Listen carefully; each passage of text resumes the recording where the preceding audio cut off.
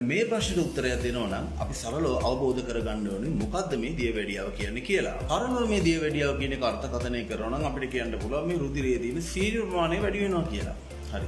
ඒකට ඉතින් මේක මයින් ක්‍රම කීපයක් තියෙනවා. අපි එක ක්‍රමයක් තමයි ඔය ෆාස්ටිං ඉඳලා අපි කියනවා ෆාස්ටිං බ්ලඩ් ෂුගර් චෙක් එකක් කරනවා කියලා. ඉතින් මේව ෆාස්ටිං ඉඳලා බ්ලඩ් ෂුගර් එක බැලුවට පස්සේ 100ක් 70ක් අතර අගයක් තියෙනවා කියන්නේ ඒ පුද්ගලයා සාමාන්‍යයි. එහෙනම් දියවැඩියාව නැහැ. එතකොට 100ක් 125 අතර තියෙනවා කියලා කියන්නේ ටිකක් අවදානම් කලාපේ අපි ඉන්නවා කියන එක සහ 125ට යම් කිසි පුද්ගලයෙකුගේ වැඩි නම් අන්න ඒ පුද්ගලයාට දියවැඩියාව තියෙනවා කියලා අපි උපකල්පනය කරනවා. ඉතින් සීනි ඉහළ යන්නේ ඇයි කියලා අපි ඊළඟට දැනගත යුතු වෙනවා. ඉතින් මේ සීනි එන්නේ කොහෙන්ද කියලා බැලුවම අපි දන්නවා අපේ ආහාර වලින් තමයි මේ රුධිරයට මේ සීනි කියන දේ එන්නේ. එන ග්ලූකෝස් එන්නේ. ඉතින් මෙහෙම එන සීනි අපි සරල භාෂාවෙන් සීනි කියලා කියනවා නම් මෙවුවා අපේ ශරීරයේ සෑම සෛලයකටම ජීවත් වෙන්න ශක්තිය අවශ්‍යයි. ඉතින් මේ ශක්තිය අවශ්‍යතාවය සඳහා මේ ග්ලූකෝස් බෙදා හැරිය යුතුයි. ඉතින් ග්ලූකෝස් අනිකුත් ධාතු. ඉතින් මෙහෙම බෙදා හැරීමේ මූලික කාර්යය සිදු කරන්නේ මේ ඉන්සියුලින් කියන හෝමෝන් එකකින්. එන්න මේ ඉන්සියුලින් කියන හෝමෝන් එකට හැකියාවක් නැති වුණොත් මෙන්න මේ අපේ රුධිරයට එකතු වෙලා තියෙන මේ ග්ලූකෝස් ප්‍රමාණය බෙදා හරින්න අන්න එතකොට මේ රුධිරගත ග්ලූකෝස් ප්‍රමාණය ක්‍රමක්‍රමයෙන් ඉහළ යෑමක් සිදු වෙනවා. මේ ප්‍රශ්නේ එහි ස්වභාවය අනුව අපි කොටස් තුනකට බෙදෙනවා. ඉතින් පළවෙනි එක තමයි අපේ මේ පැන්ක්‍රියස් වල තියෙන බීටා සෙල්ස් වලින් තමයි මේ ඉන්සියුලින් කියන හෝමෝනේ හදන්නේ. මෙන්න මේ බීටා සෙල්ස් වලට අපේ කියන ඔටෝමියුන් කන්ඩිෂන් කියන අපේ ප්‍රතිශක්තිකරණය පද්ධතිය තුලින් මේ බීටා සෙල්ස් වලට ඇටැක් කරලා එයාට තියෙන හැකියාව මේ ඉන්සියුලින් හැදීමට තියෙන හැකියාව ගොඩාක් අඩු කරනවා. මෙන්න මේකට තමයි අපි කියන්නේ type 1 diabetics කියලා. ඉතින් මේ පුද්ගලයාට දැන් ඉන්සියුලින් හදන්න බෑ. ප්‍රමාණවත් නැහැ ඉන්සියුලින් හදලා තියෙනවා. අන්න එතකොට එයාගේ ආහාර මගින් රුධිරයට ඇදෙන ග්ලූකෝස් ප්‍රමාණය ඩිස්ට්‍රිබියුට් කරගන්න මේ ඉන්සියුලින් ප්‍රමාණවත් නැහැ. අන්න ඒ නිසා මේ පුද්ගලයාගේ මොකද වෙන්නේ මේ ග්ලූකෝස් ප්‍රමාණය මේ රුධිරගත සීනි ප්‍රමාණය ඉහළ යනවා. එවන හේතුව තමයි අපි දන්නවා අපේ ශරීරයට ශක්තිය කියන දේ අත්‍යවශ්‍ය වෙනවා. හරි. ඉතින් මේ ශක්තිය තැම්පත් කරගෙන ඉන්නේ මේ කුඩා මේකකේ වෙන සෛල තුල. අපි සෛල වලට තැම්පත් කරන්නේ අර කලින් කතා කරා වගේ ආහාර ගන්නට පස්සේ ග්ලූකෝස් ප්‍රමාණය මේ ශරීරයක තුනම ඉන්සියුලින් හදලා තමයි ශරීරයට මේ සෛල වලට නො විදියට ශක්තිය ප්‍රවාහනය කරන්නේ. ඉතින් මේ යම්කිසි පුද්ගලයෙක් තමුන්ගේ ශක්තිය වැය කිරීම ඉතාමත් අඩුයි. අපි කියන ව්‍යායාමයම කරන්නේ නැතුව ඔහේ නිකන් ඉන්නවා.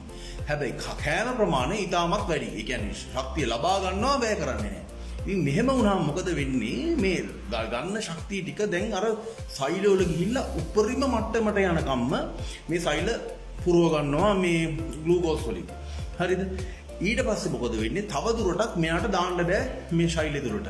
අන්න එතකොට දැන් අපි එතකොට එහෙම තීද්දි අපි කෑවට කනවා.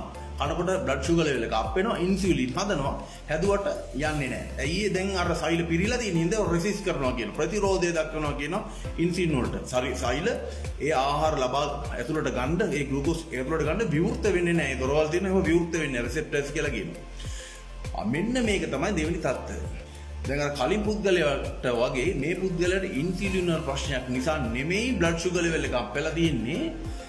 ඉන්සියුලින් මෙයාගේ වැරදි කුතු නිසා ඉන්සියුලින් වලට රෙසිස්ට් කරන නිසා තමයි මෙයාගේ බ්ලඩ් ෂුගර් වැඩි වෙලා තියෙන්නේ.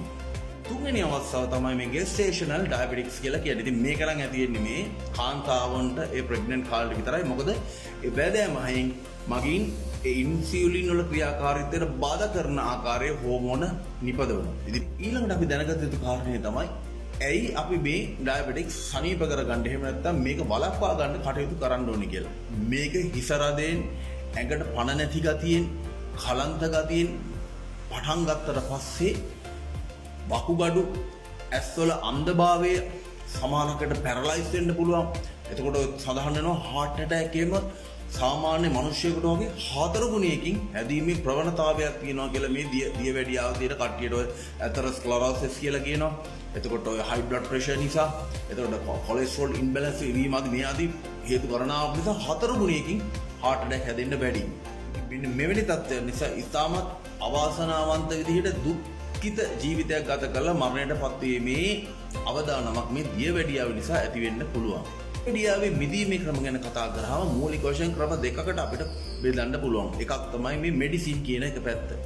ඉතින් මෙතෙන්දී අපි මේ මෙඩිසින් කියන පැත්ත ලොකුවට කතා කරන්න බලාපොරොත්තු වෙන්නේ. අපි අනිත් එක තමයි මේ ලයිෆ් ස්ටයිල් මොඩිෆිකේෂන් කියන එක.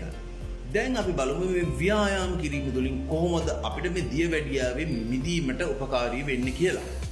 මුලින්ම අපි ව්‍යායාමයක් කරනකොට මොකද වෙන්නේ? අපේ ශක්ති අවශ්‍යතාවය ඉහළ යනවා. ඒ කියන්නේ අපි මේ ව්‍යායාමයට අවශ්‍ය ශක්තිය ගන්න කොහෙන්ද? අපේ රුධිරගත ග්ලූකෝස් වලින් සහ මසල් ග්ලයිකෝජන් තුලින් තමයි අපි මේ ශක්තිය ගන්න. එතකොට මොකද්ද වෙන්නේ? අපේ මේ මසල් ග්ලයිකෝජන් ප්‍රමාණය රුධිරයේ තියෙන සීනි ප්‍රමාණය මොකද වෙන්නේ? ඒ ව්‍යායාමය වලට යොදාගත්ත නිසා ශක්තිය කරලා ඔන්න රුධිර මේ ග්ලූකෝස් ප්‍රමාණය අඩු වෙනවා එක පැත්තකින්. මෙහෙම අඩු වුණාම මොකද වෙන්නේ? ඔන්න ශරීරේ පටන් ගන්නවා ඒ සෛල ඔන්න ග්ලූකෝස් ඉල්ලන්න පටන් ගන්නවා. අර දැන් අපි ටයිප් 2 කියලා එහෙම කතා කරේ මේ ඉන්සියුලින් රෙසිස්ටන්ස් එකක් ගැනනේ. ඉතින් මේ ආකාරයෙන් දිගට ව්‍යායාම කරාම අර ඉන්සියුලින් රෙසිස්ටන්ස් එක කියන එක කාලයක් යද්දි මග හැරිලා ඉතින් එතකොට මේක වැදගත් වෙන්නේ ටයිප් 2 ඩයබටික්ස් කියන කට්ටියට විතරද? නෑ. ටයිප් 2 කට්ටියට විතරක් මේ ටයිප් 1 කට්ටියටත් මේ ව්‍යායාම බෙනිෆිට් වෙනවා. ඒක කොහොමද? මේ මසල් කොන්ට්‍රැක්ට් වෙද්දී අපි මේ දැන් ඔය මේ මාංශ පේශී තුළට මේ ග්ලූකෝස් ප්‍රවාහනය කරන මාධ්‍යයක් තියෙනවා අපිට ඒකට GLUT4 කියලා. එහෙම නැත්නම් ග්ලූකෝස් ට්‍රාන්ස්පෝර්ටර් ටයිප් 4 කියලා කියනවා. ඉතින් මේ තුලින් තමයි ප්‍රෝටීන් එකක් මේ තුලින් තමයි අපේ මේ මාංශ පේශී තුළට මේ ගෙනියන්නේ මේ ග්ලූකෝස්. ඉතින් මේක සාමාන්‍යයෙන් වෙන්නේ මේ ඉන්සියුලින් වලින් තමයි ඉන්සියුලින් හදනකොට මේකත් බැරි වෙනවා. එහෙම සිද්ධියක් තමයි සාමාන්‍යයෙන් වෙන්නේ. නමුත් මේ මසල් කොන්ට්‍රැක්ට් වීමේදී මේ ශරීරයේ විසින් මේ GLUT4 කියන එක වැඩියෙන් නිපදවන්න පටන් ගන්නවා.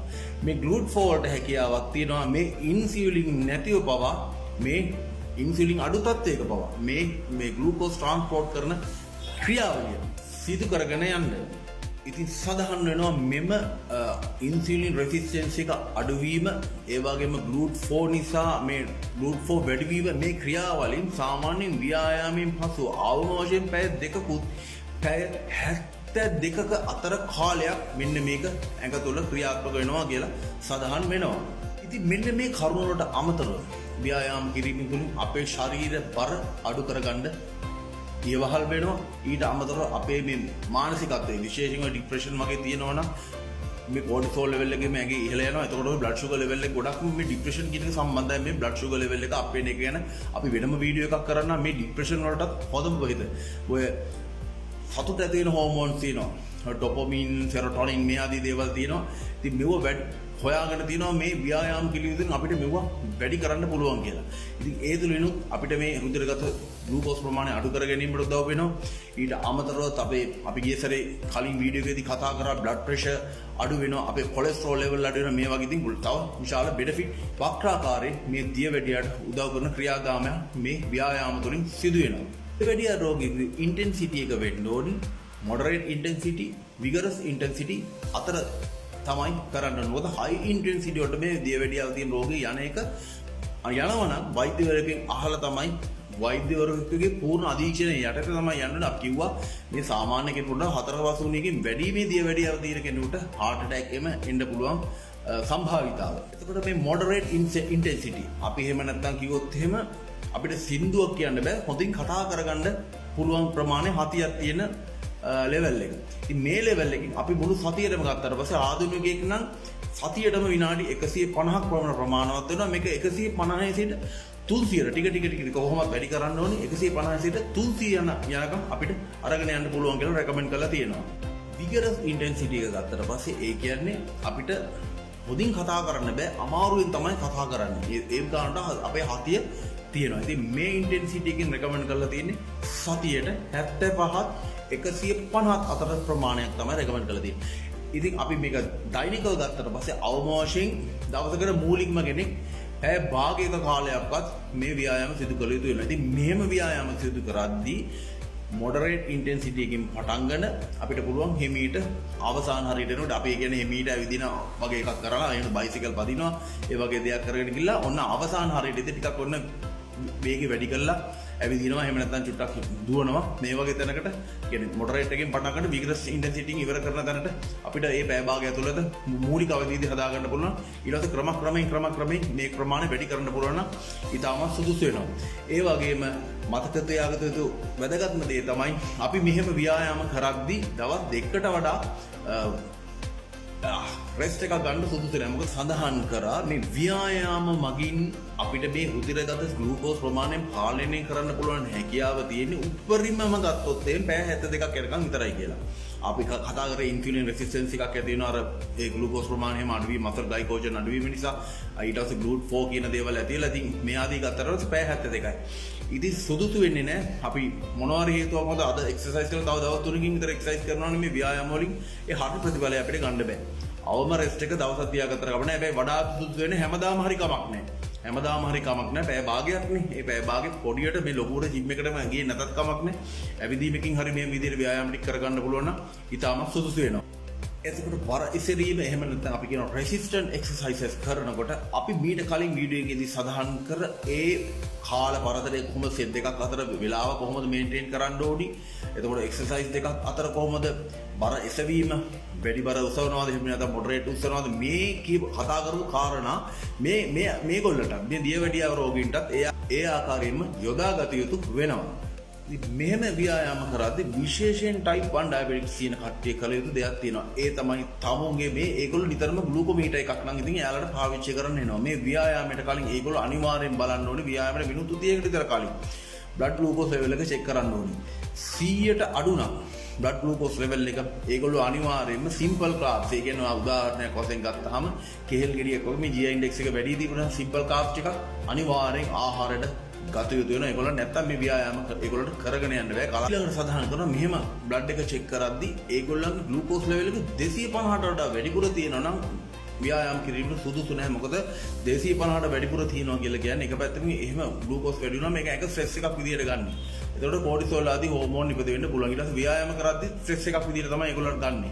එතකොට මේ කෝටිසෝල් ලෙවල් එකෙන් වැඩි වෙලා ඔන්න අභ්‍යන්තර අපි මේ කෝටිසෝල් හෝමෝන් එකට මීට පෙර කතා කරලා තියෙනවා.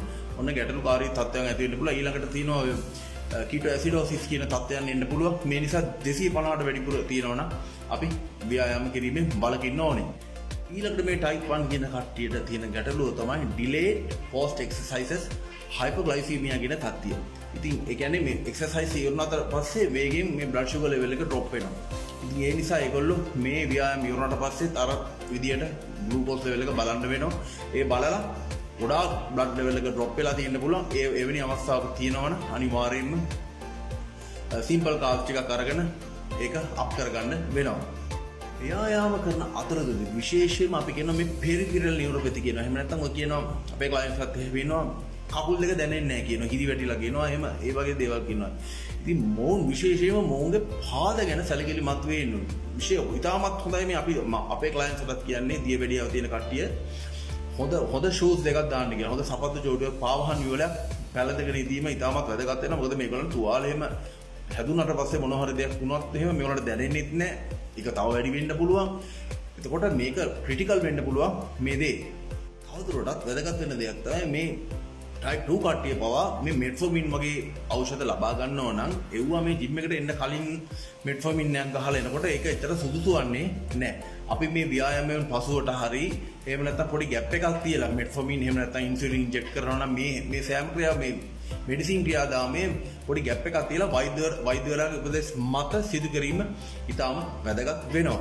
මේ වීඩියෝ පුරාට ඔයගොල්ලන්ට සඳහන් කරපු කාරණා දියවැඩියා රෝගයට දෙන්න පුළුවන් පොදු උපදේශ ටිකක් විතරයි. එහෙම නැතුව මේක නිකන් ගොඩ වෙදකමක් වගේ පාවිච්චි කරන්න හදන්න එපා. දියවැඩියාව තියෙනවා නම් අනිවාර්යයෙන්ම මේ මෙට්ෆෝමින් මම දැකලා තියෙනවා. ඔහේ නිකන් මෙට්ෆෝමින් එහෙම ගන්න කට්ටිය ඉන්නවා. අනිවාර්යෙන් වෛද්‍යවරයෙකුගේ උපදෙස් ලබා ගත යුතු වෙනවා.